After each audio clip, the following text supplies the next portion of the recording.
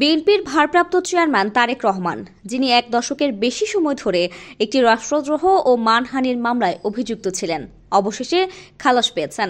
এই রায় শুধু একটি আইনি প্রক্রিয়া নয়, এর সঙ্গে জড়িয়ে আছে রাজনীতি, বিতর্ক এবং দীর্ঘ প্রতীক্ষার গল্প।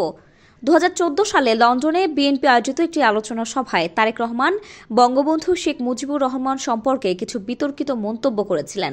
সেই বক্তব্য একটি জাতীয় দৈনিকে প্রকাশিত হলে জয়পুরহাট জেলা ছাত্রলীগের তৎকালীন সাধারণ সম্পাদক আবু বকর সিদ্দিক রেজা 2015 সালে তার বিরুদ্ধে রাষ্ট্রদ্রোহ ও মানহানির অভিযোগে মামলা করেন।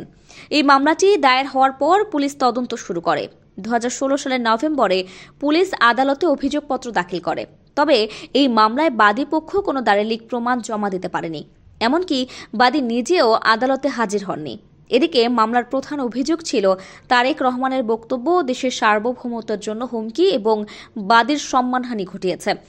দীর্ঘ বিচার প্রক্রিয়া শেষে আজ 18 ডিসেম্বর 2024 জয়পুরহাটের চিফ জুডিশিয়াল ম্যাজিস্ট্রেট শ্যাম সুন্দর রায় ঘোষণা করেন।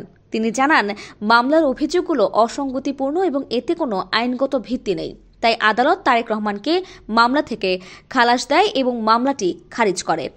আসামি পক্ষের আইনজীবী নাজমুল ইসলাম জানিয়েছেন, এটি ছিল একটি রাজনৈতিক প্রতিহিংসামূলক মামলা।